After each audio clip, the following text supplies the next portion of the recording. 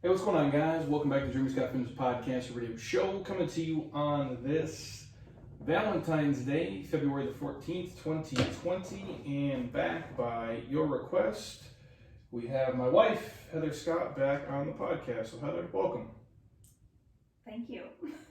Awesome. Say hi to the people on YouTube. We have two cameras Hi. set up here, so if you guys are watching on YouTube, hopefully my young coach Jacob edits this well and we don't look like complete losers here. But for everybody asking, what do we do on Valentine's Day? We record a podcast for you guys. So that's what we have going down now. I'm going to play real quick here off of a lot of the questions that you guys had sent both of us.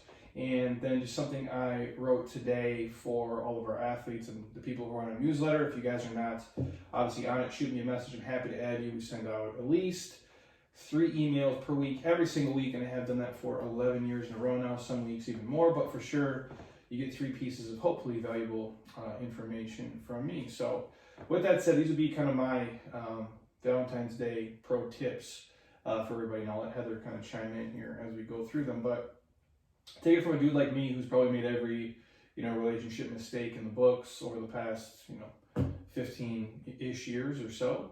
The first thing I will say is this: if you're a dude, you have to get your lady something. Even if she says don't, it is a lie. Is that not right, Heather? Correct. Always get at least a gift, and a card goes a long way too, and flowers. I remember in the office. I remember I don't know if this is appropriate or not, but I remember, and I'm gonna reference the office here a lot as we go through this.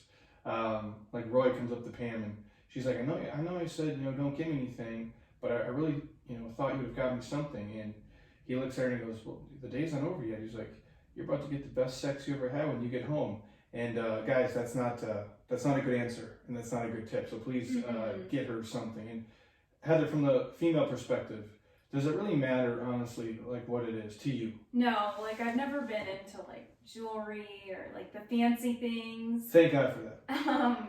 Other than my wedding ring, that's what I cared about. But I honestly, the simplest gestures or anything creative goes a long way, and just simple flowers, chocolate, card, and then a dinner, a nice dinner, I think is important as well. Or just doing something that you really love together. It really is the best way to go, in my opinion. It doesn't have to be expensive. No, not at all. And I've been saying this a lot at our house. I've been winning the holidays here. And I know people don't think it's a competition, but everything in life is a competition. And I won Christmas. You're trying to brag. Yeah, I won Christmas and I won Valentine's Day today. Yeah, but you finally stepped it up after all these years. I always give something. I've never not gotten No, I know, but you've been very creative the last couple holidays, which has been really nice and very thoughtful. Put a lot of thought into it, which I've been the lazy one and haven't put a lot of thought into things. So I'll say this, dudes out there. Again, I'm a creative person, by nature. I don't like I'm not into a lot of the holidays, commercial stuff. It's not my personality type. But again, it's not about me. It's about her, my family, whoever. But I stumbled onto this site called Etsy, if you guys are familiar or not. Which has been around for a long time. Oh my God. You just found out about it. This is the greatest thing ever. They have so much nostalgic but cool stuff. If you want to share your Valentine's Day gift or not. The card? Yeah.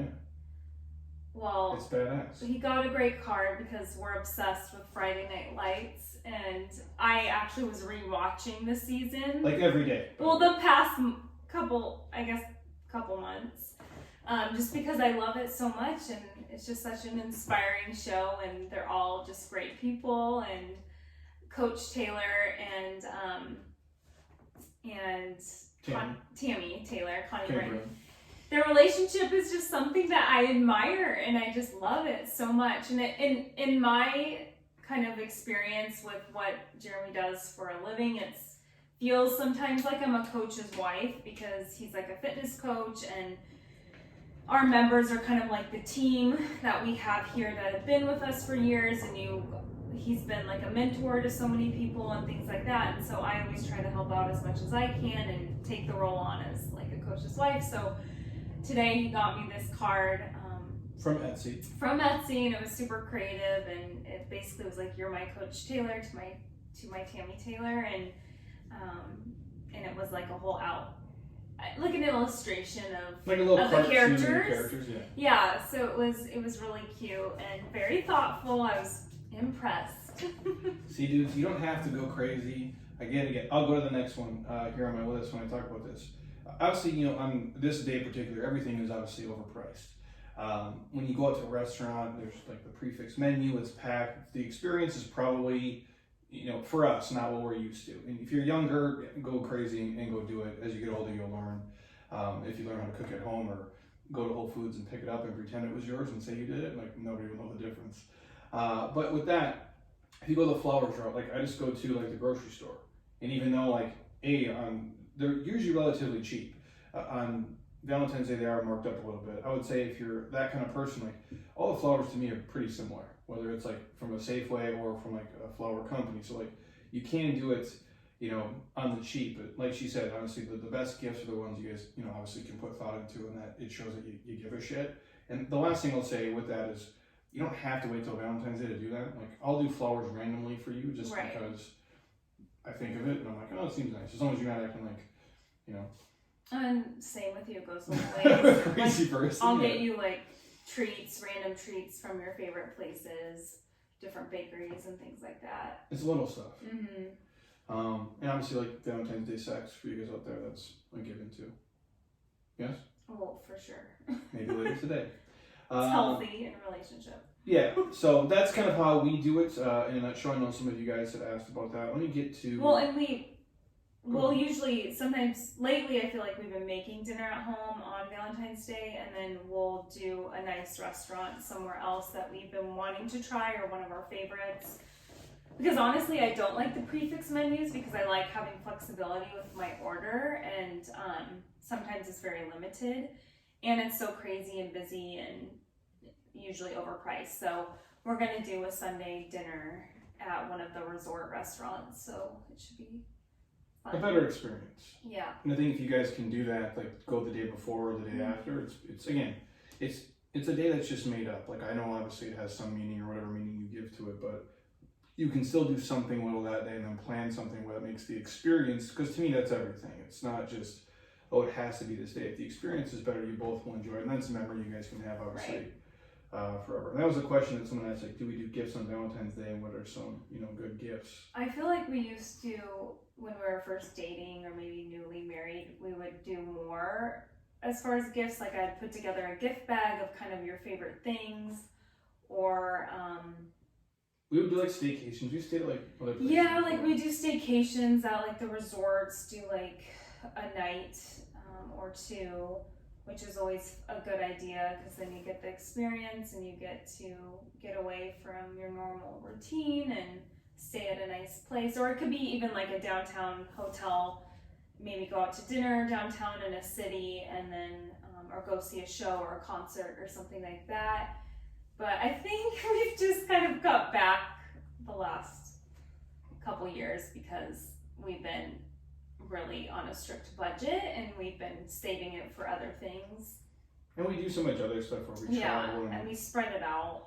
And there's no right or wrong way to do it. It's whatever works for you guys. We spend it in different ways, especially this last 14 months or so. So trying to pay off our house and be there in about 2 weeks or so, which will be a different podcast which we'll share. So we've done everything. But to me, honestly, it's the little things, the personalized gifts, the things that mean something. Even if it's a card, like I'm not a huge card person, but it's the message, right? Yeah. Like as opposed to like, and again, when you're married, it's different. Like it's all our money. So whether who makes more or less, like it doesn't really matter. Like we're buying stuff with each other's money. Like so, it's the material stuff. I don't care. Like for guys, just paying attention to the little details. You know, if it's surprising her with the latte that she likes on that day, and you know, a nice card, the flowers that she likes, whether that's, you know, red roses or pink roses or tulips or whatever it is, just kind of knowing, and the favorite candy, just little things like that, I feel like goes a long way, instead of just trying to be flashy. But that's just me. I don't need like fancy things. I'd rather have just, I mean, I like a nice dinner, and for sure. I like more the experiences. So if he's like, hey, let's go do this, or let's go eat here, and it's at like a luxury resort, I would prefer that over like some fancy clothes or fancy jewelry. That's me. Basically, know who you're dealing with. Know or your like, partner. let's go, I love snowboarding. Let's go up. We've done that before. We go up to up north in Flagstaff and go skiing. So things like that, just knowing what each other's interests are, and then, or we've done like hiking, going to Sedona, things like that we both can do together and share those moments together, because at the end of the day, spending time with your loved ones is what really matters. So yeah, and we're experience over material people. Not that there's a wrong or right. Like if I was, super into stuff, I'm sure you should get that. But for us, it's sharing the, time together, doing things that we both enjoy. Next question on the list here as we go through. Well, and I can go back just to touch on that more. It's like maybe one person one year makes a dinner, or one year I've done like a brunch for you at home because you were like working, and I surprised you with like pancakes, and then also for you, I've always tried to go to one of your favorite bakeries and pick out like a variety of treats that you really like. Which off camera we have here from, where is it from? Lucy's at the Grove. Looks good. Yeah, so he loves carrot cake, so I picked out like a carrot cake cupcake and coconut chocolate macaroons, chocolate chip sea salt cookie, just a bunch of different things. So I think, again, knowing who your partner is and what they like is what you just need to do, and it's pretty simple. And so we'll go to this one. This kind of ties in. What do you and Jeremy believe are the keys to a healthy relationship? I think communication, trust, like loyalty, trust is huge. Having fun in your relationship.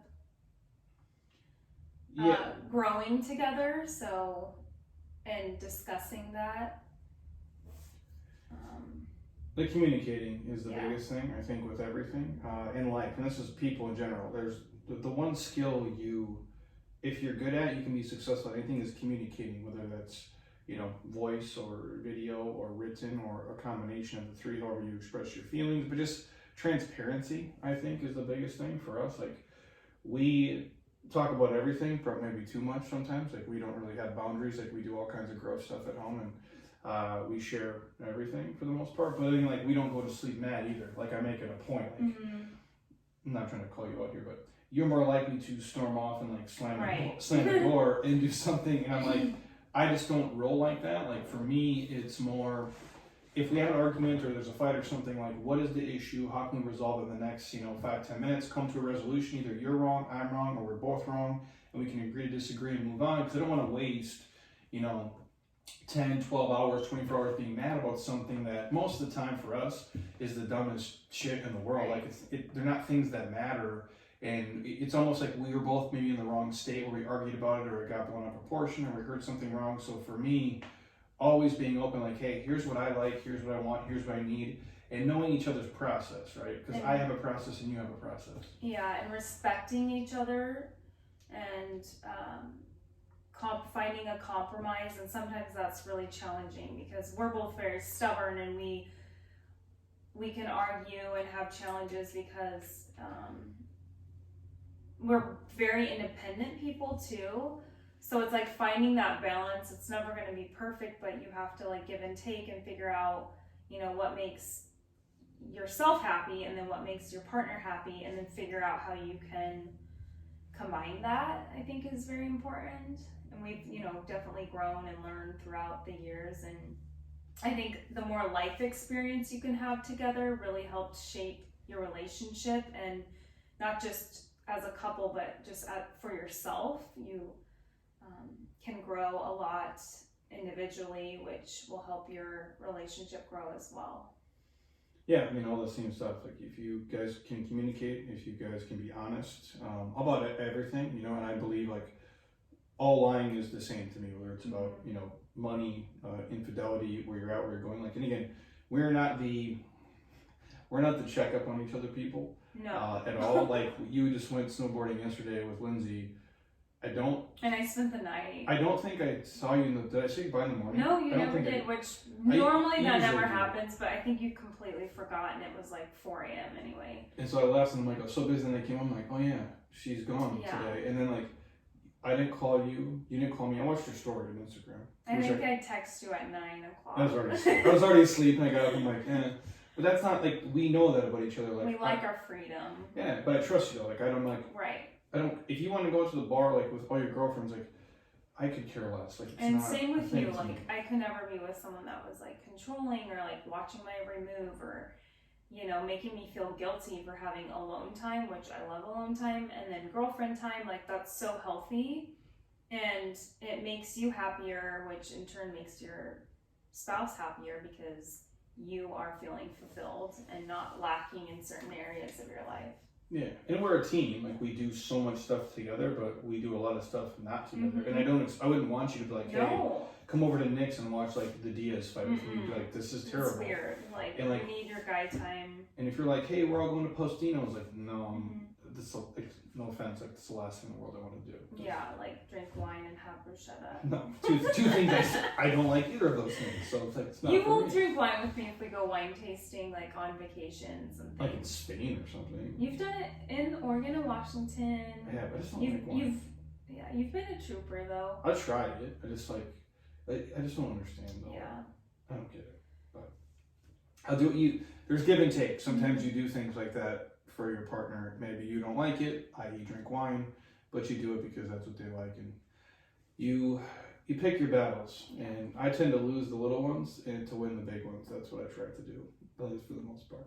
So yeah, I think again it's communicating and being fully transparent, being completely honest with your partner is everything in a relationship, because really there's no relationship without that. So no, and we communicate. Not a healthy relationship. No, and we communicate now like on everything for the most part. And if we don't, then obviously we're like, hey, just tell me this next time or this next time. If it's little stuff like, hey, pick this up on the way home or grab and this. We're not perfect. Like it's always going to be effort. Like some people think that it's just going to be all of a sudden easy, or it's, you know, you get married and everything's just perfect. I'm like, no, it's going to be so hard. Every relationship, whether you're married or not, you're just going to have to work at it. If you truly want to be together, you'll make it happen. So well, you're all humans, right? Like you have shitty days, I have shitty days. Like you're tired, you're hangry, I'm the same way. Like I just feel like we're all like,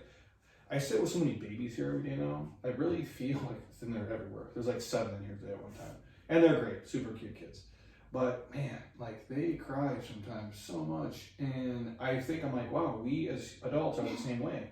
Now we might not shit our pants and like cry on the spot, but we do the same things. We manifest all those things the same way. We just act like assholes, and we bitch and we whine and we complain and we get short and we get all these things the same way a baby does. The problem is now you're stuck with like, you know, another partner in your house, and then you have to kind of navigate that and know, you know, if they're mad, if they're angry, and kind of how to navigate that, you know, together and individually too.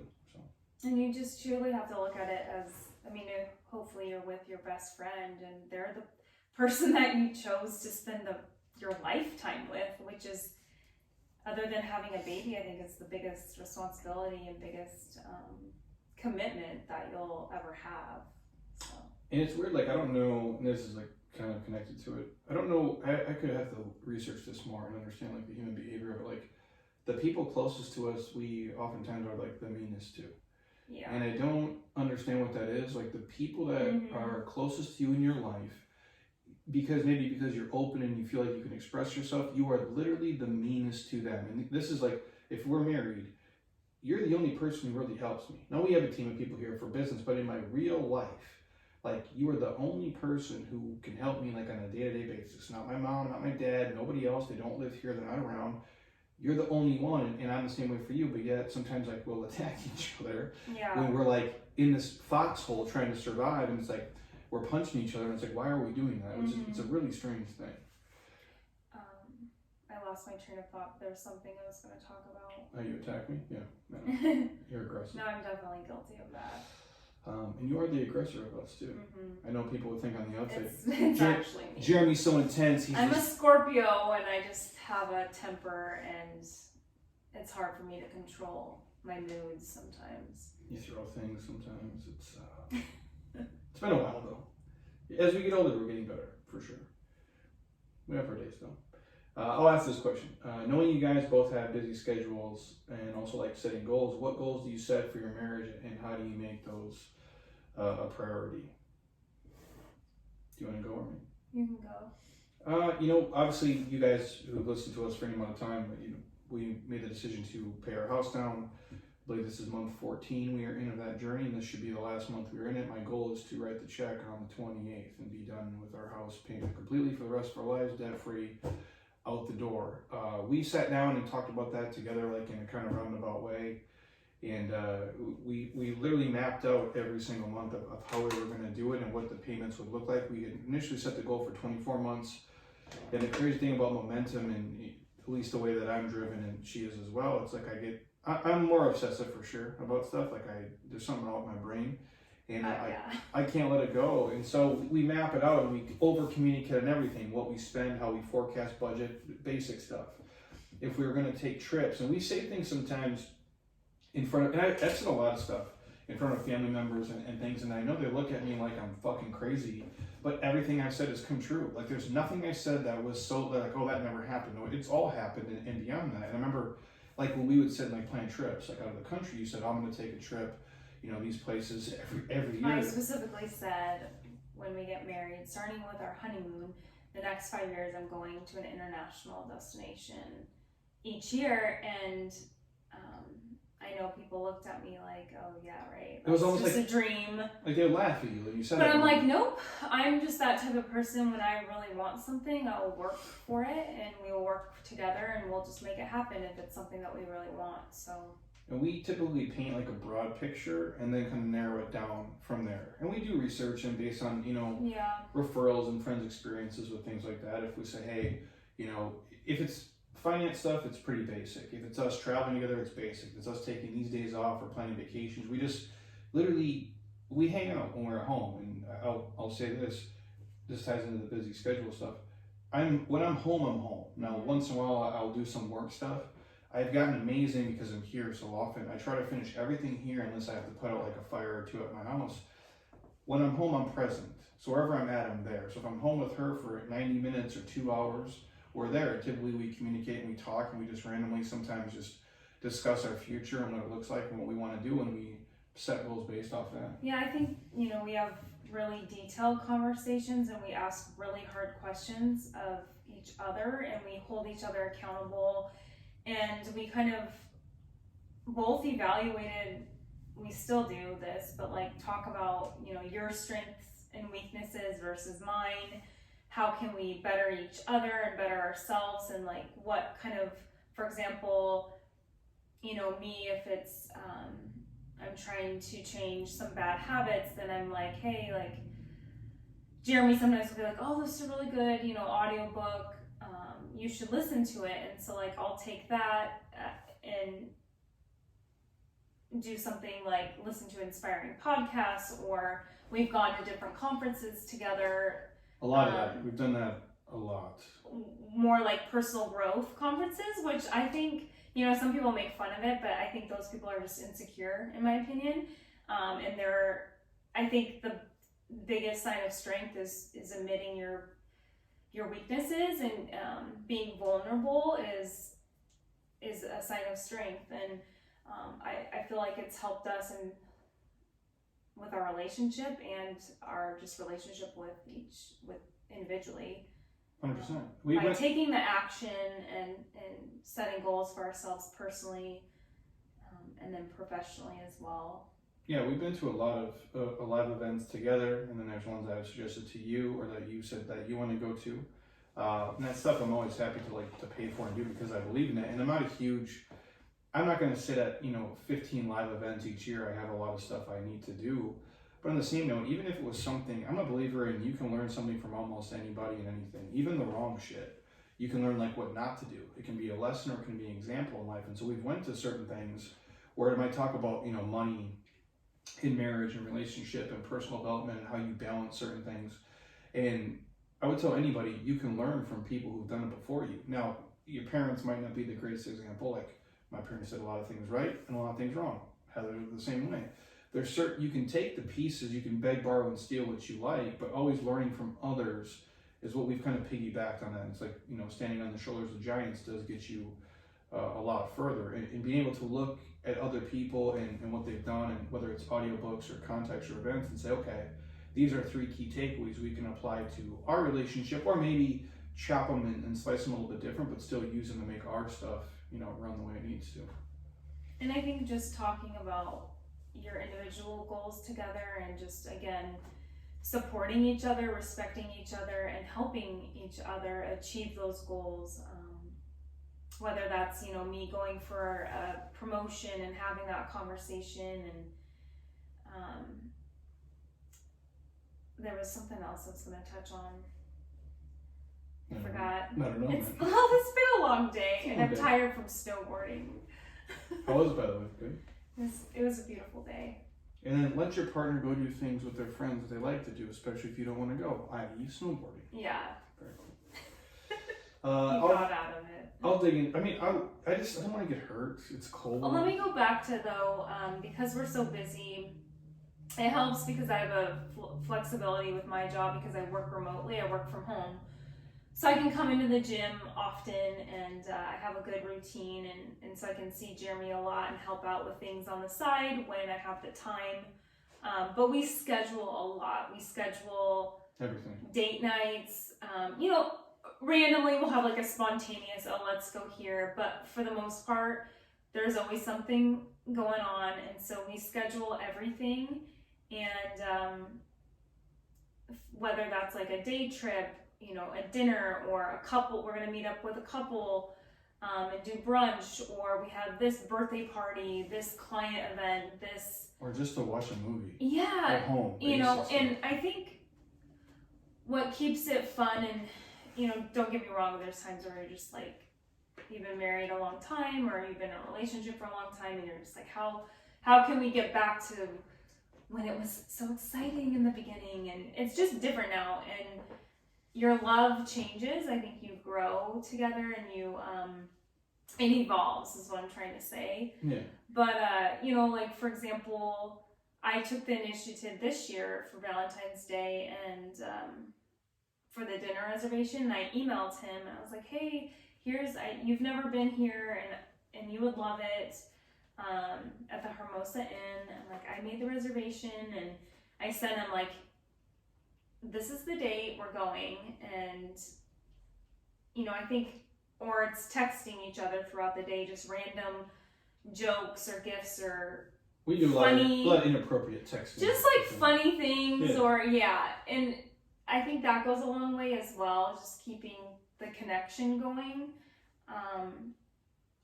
We do with lighthearted stuff and with fun stuff, but even like things that if I read something, and again, I don't see enough stuff on social often, but when I do, I'm like, oh, this is a really good 1-minute clip, watch this, like things that connects to our relationship or our life, or something I don't think you should hear. And you'll find like, whatever the quote site is you follow, the one that's like, you'll send me those, just as little reminders and nice things to be connected, obviously, throughout the day, so you just don't get so busy in your life, you can't work on your life with this other person, because most people can get so busy in their routine, and I love routine for sure, it's how I operate, but it's nice to try to separate the two. And that's, I'll get to the question, I don't know which one it was, but the guy asked, you know, just work-life balance, you know, how do you kind of navigate that, like individually, you know, and in a relationship? And maybe you can answer it. Well, I just was thinking, you know, even just the simplest time, making time for each other, like when you come home for lunch,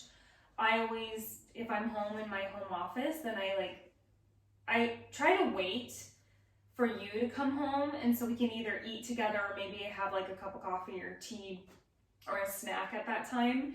And I come out of my office almost always, unless I'm like on a call or something, and then we sit together, we can kind of talk about our morning and afternoon, have that time, because usually if you're home late in the evening, we're both really tired and we'll have a little bit of time together before bed, but it's not a lot of time. And you're like deep into Friday Night Lights and so, you know what I mean? Yeah, I know how it is. Oh, whatever. You always have The Office on, and we'll watch like basketball together or football. Some sporting events we'll have on together and chit chat during that time. What else? I mean, that's it. It helps that I love fitness. So, for example, like you have a fitness on the lawn event on Sunday. Like I always will come unless I have something really important to go to. But for the most part, any of the offsite events, like I always attend, and I'm always trying to support our business and you and you come here. You're part of the community. And I'm here, yeah, and I try to connect with everybody as much as I can. So I think makes a huge difference. Plus, I'm like your free employee, so it's like I film you for social media and do all these little things that we spend a lot of time together. Sometimes we get annoyed at each other, but at the same time, it's really fun because you're part of something that's, for you is different than the corporate structure you live in. Not that you don't like it, but it's like our own business, and I just take pride in what we do and the people. What you do and your team, and it's a neat thing to see it grow and change. It's our life. I mean, it's everything. It's like a huge part of our life. So. Well, that's why I say, like, I don't have, like, there isn't a balance. Like, I don't have one. I don't know where it is for anybody, and it just all bleeds together for me. Some days I feel like I forget, like, what day it is. But I like 90% of it, but it is what it is. And some seasons I'm more or less, and when I'm not here, I'm not here. Like, if we go on vacation in Hawaii, like, I'm on the beach having a beer, just doing my thing. But when I'm here, I'm just all in it. But the cool thing is that she can come be a part of it, and, like, some of her best friends now are here. Like she met them here through this and what we've done. So it's a lot for us. We can kind of, there is no Mendoza line of like in and out. It's kind of all married together. Like it's all just. And you have to just recognize it and be aware, because some weeks, maybe I'm more focused on what's going on with my job. And so I'm so consumed with that. If I'm stressed out that you might feel like I'm not giving you enough attention, and then maybe the next week you're so consumed with your job that I'm like, hey, like we haven't really hung out. And it's like, again, bringing that to attention to each other, and then, okay, well, let's plan the next week, let's do this together. Or maybe, hey, can you take off that day, Jeremy? Like, let's go do this. Or will you be done early? Just having those conversations and being aware of like what's happening, that week or that month or what's coming up, and then trying to schedule and organize around that. So you feel like you're giving your effort. It's never going to be equal, but you can kind of split it up and have more of a work-life balance. Yeah, and just know what season you guys are in and where you're at currently. And again, you navigate it based on it. It's never going to be perfect, and you're always going to have emails. You're always going to have phone calls. Work is always going to be there. It's never finished. You just have to be comfortable with that feeling of, oh, I cleared my emails today. I'm like, you'll wake up tomorrow and there'll be 50 more. There'll be 100 more. Like that stuff is always going to be there. But the time with people, it's fleeting for sure. So it's like really just try to be present where you're at. I guess is the takeaway. When you're with somebody, actually be with them. Don't have your brain and your head be 19 different places. We'll go down some of these for me and you. This one, I don't know if this is an answerable one. What's the most awkward interaction you've had with a fan or a person in public? A fan. All my fans out there You're listening. So cool. It's the worst. I don't look at them as fans, dude. These are just people who listen to me ramble on and like some of the stuff I say. Yeah. I just like there's all people who like, real information, and whether it's health, fitness, finance. I mean, you've had people that have asked for your autograph and things. I do get a lot of that, which is strange. I'm like, you really want me to ruin this book? It's very nice. If you guys seen my handwriting, if you're on YouTube, like, look at how terrible my handwriting is. Like, on this post-it here, this is awful. I actually wrote a check to the DMV here like 2 years ago, and they sent it back because it was so terrible. They're like, we can't even read this. I'm like, it's just numbers. And the lady's like, you don't have to write cursive, sir. I'm like, I wasn't writing cursive. But anyways, yeah, people ask for autograph stuff for sure. People have asked you to autograph stuff too, and send it. A lot of pictures when people come in, which is super humbling. I think it's super cool. Oh yeah, it's just for us. It's so. I guess it's hard to grasp. But like that someone would. People will fly out here to see the gym and to meet you and the people, yeah. And it's so cool, and it's very humbling, and it's awesome. It's a neat thing. The world that we live in now with this, with obviously video, if you guys are watching on YouTube or if you're listening, how we can, feel like we know people and be really connected to them, even if they're 5,000 miles away and we've never, really talked to them in person or touched them or seen them. I have had people come in here that I've never met before and never seen and actually just hug me right off the bat, which is a little bit strange because I'm not a real huggy person. If you guys can visit, it's cool. He's super awkward with that. Yeah, I'm just not a real touchy human. I got my own thing with that. But it's super cool that people do that. A lot of people send things, really nice cards, sometimes creepy stuff. You've had some letters. I feel like maybe that's been awkward. Yeah, I've gotten and I've said some before. maybe stalker letters. Yeah, I said this before. We keep a threat folder, a digital one and one in the file cabinet over here. In case I go missing, to look at those people first, like if it's like a Dateline episode. And not that I think like they want to like come murder me, but maybe like capture me and like throw me in a pit and do weird stuff to me. And I say this, I spoke to this group last Saturday. Amazing people, all super successful entrepreneurs, awesome, in a beautiful Airbnb. The pool was like $500,000. So the lazy river was great. I text Heather a picture of the address, and I'm like, if I go missing, this is the last place I was.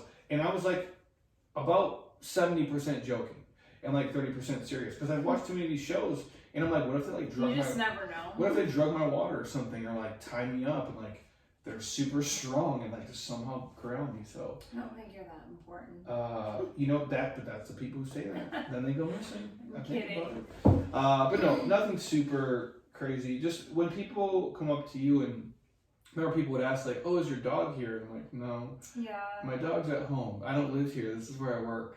And it's very flattering that they want to. It's a neat thing. Follow your life, and it's very cool. Yeah, and we appreciate all of you guys who listen and share it and watch the stuff we do. It's weird that people. Without the support, we wouldn't be. No, this wouldn't exist. Or at the level that it is now. No, and we don't need to hear ourselves talk. We know who we are and what we do, and it's cathartic for us, obviously, to share this with you guys. And if you get any benefit from it, obviously we're happy. But yeah, this only exists because all of you listen and watch and show up and do things. And literally everything I do, or I would say this, about 90% of the stuff that I read and watch and listen to is for all of you guys. About 10% of it I do for myself, selfishly, because I want to learn, how to do this, or be smarter with money, or be more mindful, or whatever I'm doing. But the other 80% is how can I communicate better to everybody, or coach, or communicate better to my wife and to my family and to you guys, and to give you something that, oh shit, I've heard that before, but not in that way, and I can take it and run with it. So that's why we exist here. Let me try this one.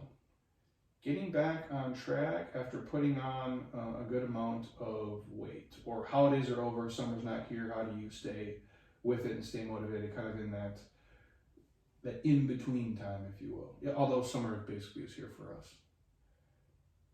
Well, for me, we always have our accountability groups running throughout the year, so I try to be as active in those groups that we have going on, like right now, the 47-day transformation, and it helps me set goals for myself and share, hopefully, I try to share as much as what I do on a day-to-day basis, not to help the other people in the group, but also to hold myself accountable, which is huge because it almost like forces me to plan and be just aware. And then also I get motivation on the flip side from everyone else in the group posting, they're working out in a different state, or they were struggling with this, and hearing their story, or what they were eating,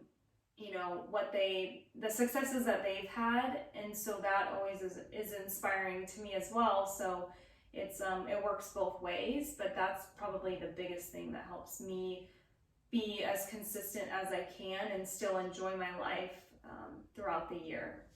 Yeah, I mean, that's why we do so much group stuff here. Not that we don't have individual people, but even then we throw them in a broader group, whether they choose to, share and contribute is up to them. It's not required. And for none of our groups, whether it be in person or online, which obviously online we have hundreds of people, so it's a little bit more interactive in terms of that, because, digitally we never really sleep. The wins they share, but also the failures, I think, is super powerful too.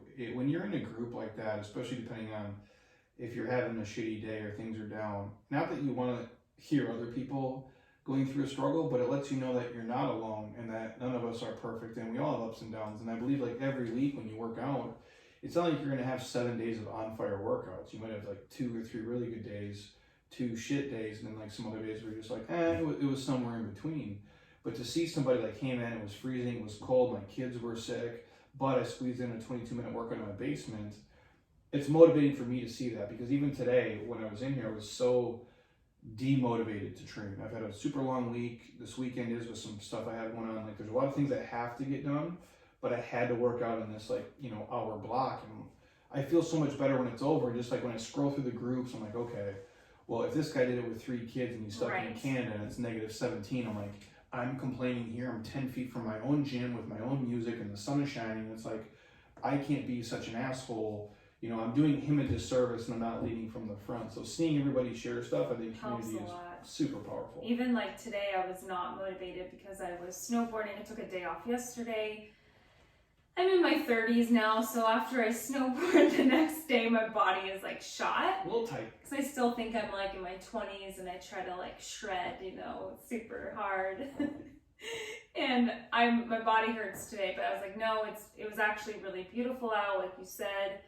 So during my lunch break, I went outside, I jogged, put on like a podcast, and then I walked after my jog. And I'm so grateful to be living here. And if I just would have stayed inside, I'm just missing out on just a great opportunity to be active. And again, looking at everyone else posting, and it's still winter in a lot of other places. And I'm like, it's not an excuse for me if these people are getting it done where they are. So.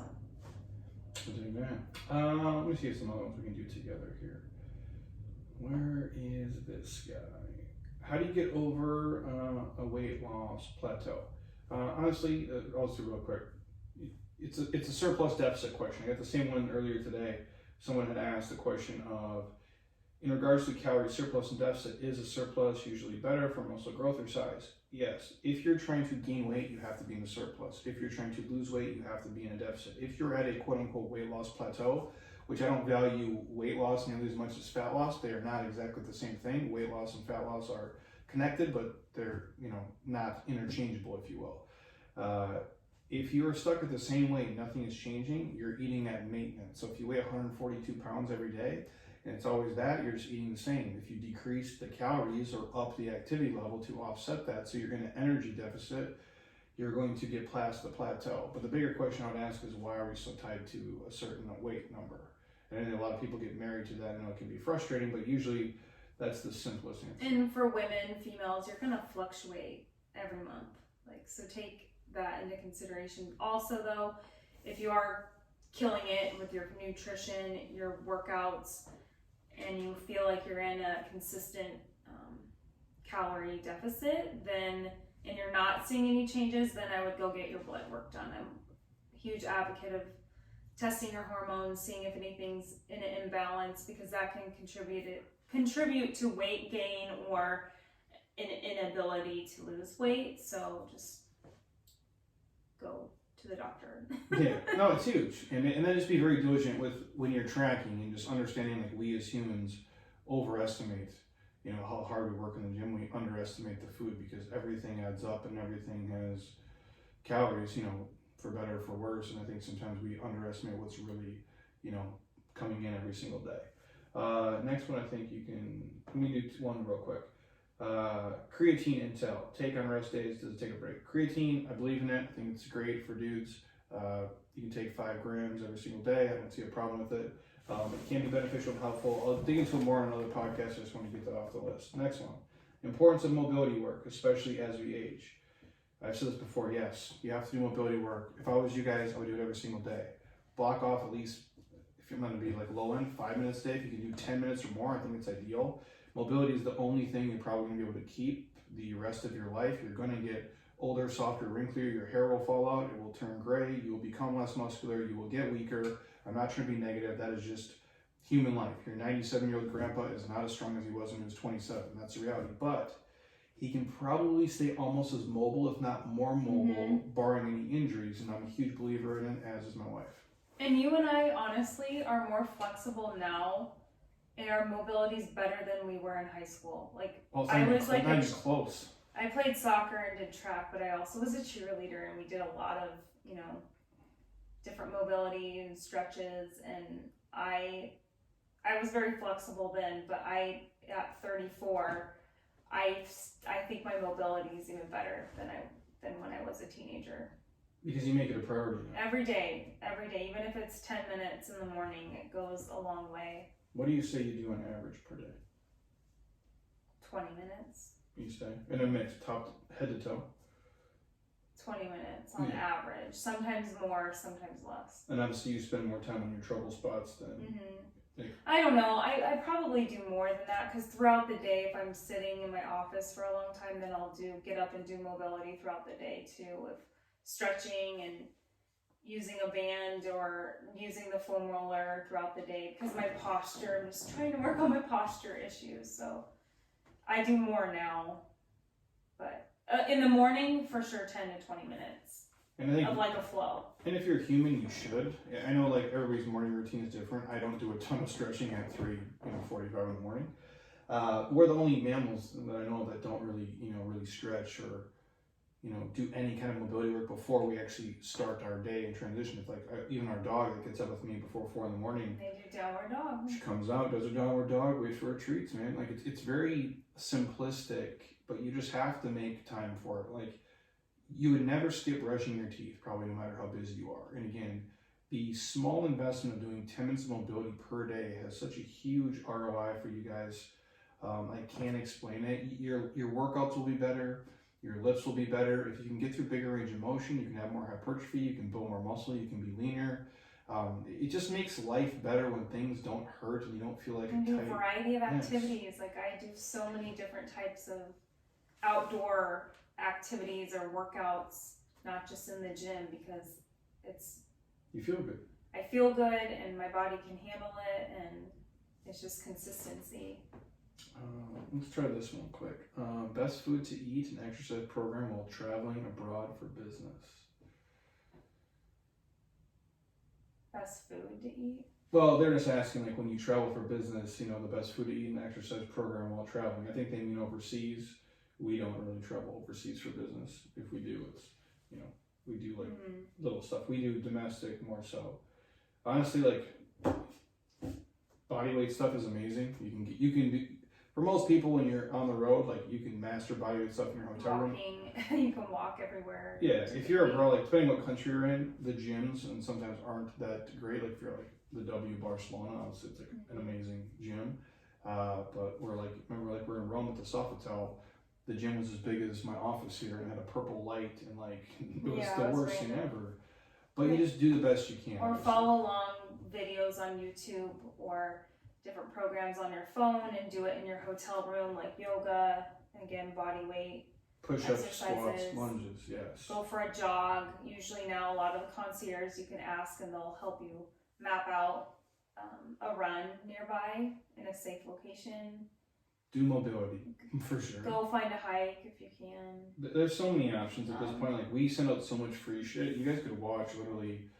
Our YouTube has like 1,100 videos at this point. You could just watch a video in your hotel room, do it with the mobility flows, and then eating. Here's my take. I eat the same way basically every day. If I'm gonna go somewhere, I'm gonna eat what their thing is. I'm not gonna eat like an idiot every single day, But if they're known for like croissants, if they're known for like pizza, you're in Italy, eat pizza. eat pizza, like please be normal, but not every meal. Yeah, you can do seafood, a lot of the time. Obviously protein, vegetables, and then limit the sugar. Try to have healthy fats. Easier said than done, but yeah, and travel with the stuff that you normally travel with. I'm a huge, and I've talked about this before, like when I did the last podcast I talked on this, like bring the stuff you normally take. So if you normally take athletic greens, bring them with you. If you normally take chia seeds, bring those with you. Bring chia bars, like the savor foods that are going to keep you from making poor choices all the time. And then obviously just, make the best educated guess. It's not rocket science. It's just overly simplistic information that you just actually have to, follow through and do. Let's do maybe one more. I think we have time for. Mindset matters while training. Staying focused, believing in the plan and the process. Honestly, let me do this one real quick. With anything, not just fitness, whether it's your nutrition, whether it's your finances, whether it's your marriage, whether it's your career, whether it's your education, you have to have a reason why you're doing it. And I think in fitness, a lot of times we get married to the goal, the wrong North Star. People say, well, I want to have abs.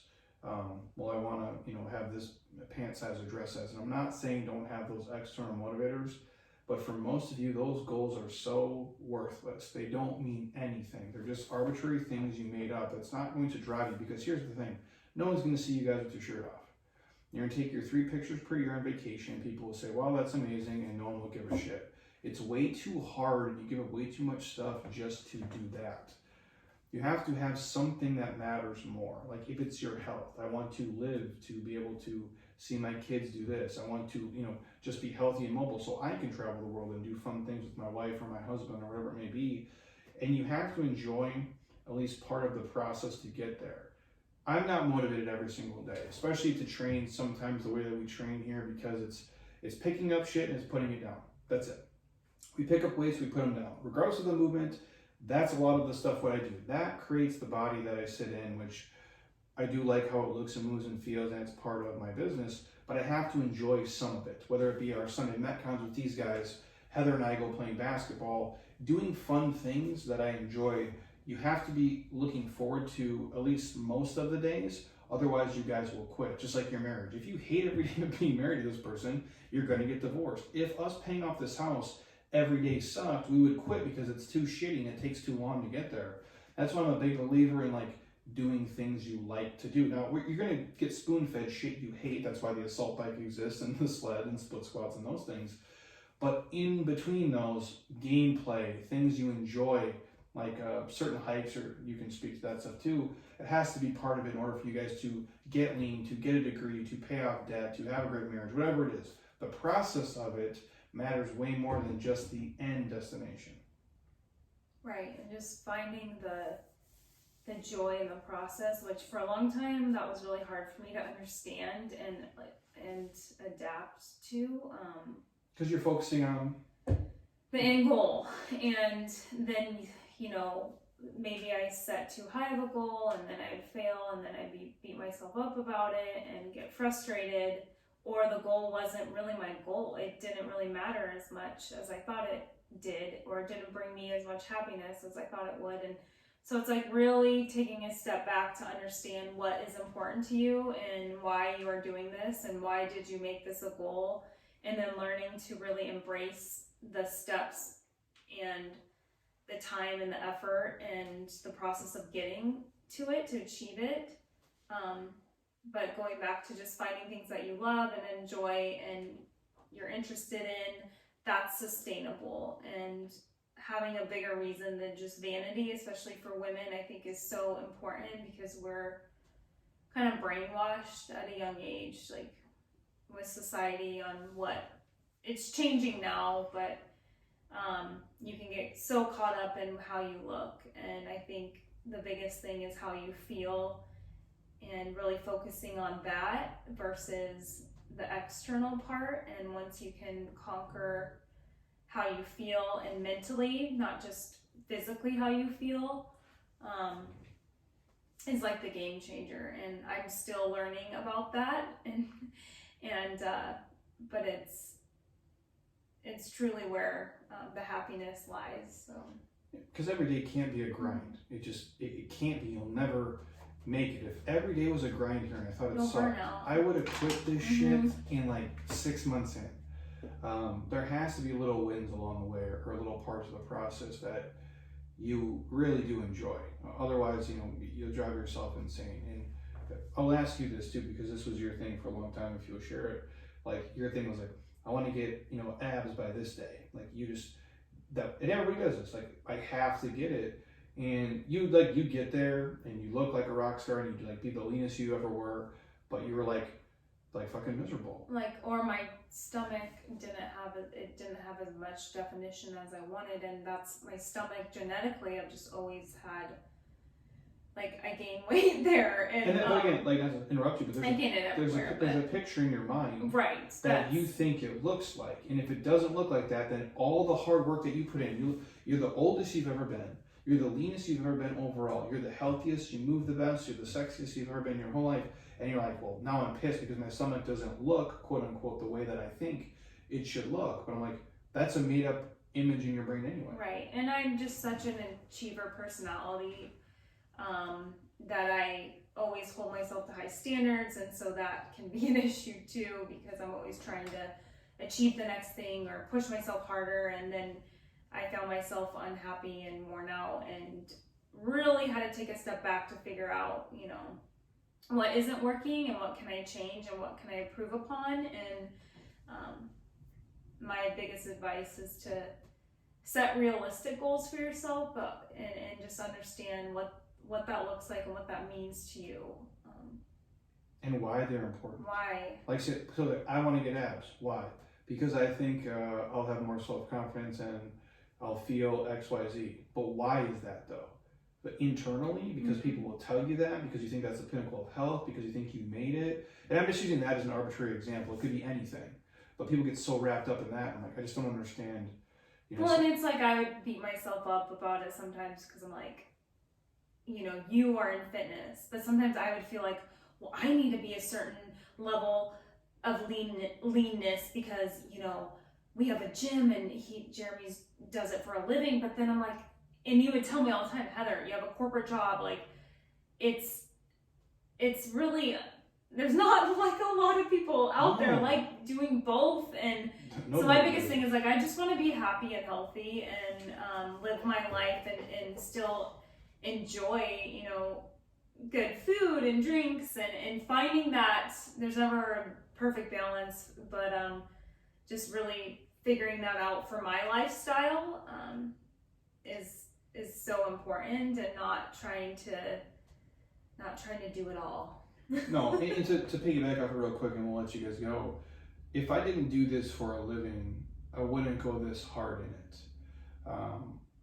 I love a lot of it. I really do. I love the craft of fitness. I love learning about it. But if it wasn't my career, if I didn't go coach all the time and present to people and speak on it about camera and go through the workouts and the trainings, understand people and how they train and what makes them better, I wouldn't be into it this much. I would still lift like a bro, right, and I would do some of the Metcon stuff, but I'd much rather go play basketball, or just, I'd say play loosely at this point, dribble and shoot around to get a good sweat going, than sit here and do split squats and push a sled, because I know I'd have more fun doing that. Although this elicits a certain result that makes me look a certain way and move a certain way. So when I demonstrate exercise and show things, it helps our business run differently.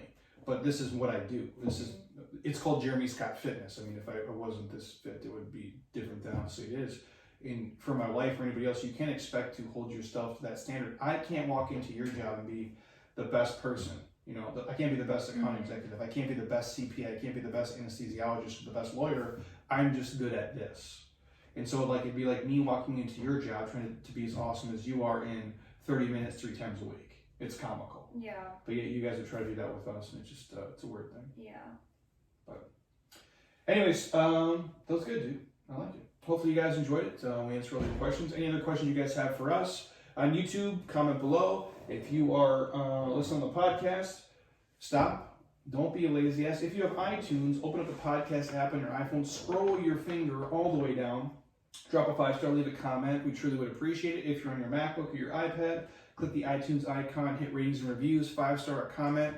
If anything else you guys want to hear from me or from Heather or from us together, please let us know. Hope you guys have an amazing Valentine's Day. Do something awesome for your husband or wife, and if you're late on it, or boyfriend, girlfriend. Yeah, whatever you're into. Send them a makeup gift if you're or listening to this later. Your kids and your mom and dad. Yeah. Doesn't just have to be spouse. Be nice to everybody. Cool, dude. So we're out of here. I'm hungry. Let's go eat. Okay. So until next time, eat well. Thank you, Heather. Eat well, train hard, be nice to people, and please, you guys, keep doing shit you love, people enjoy, because your life is too short not to. I'll talk to you guys soon. Peace.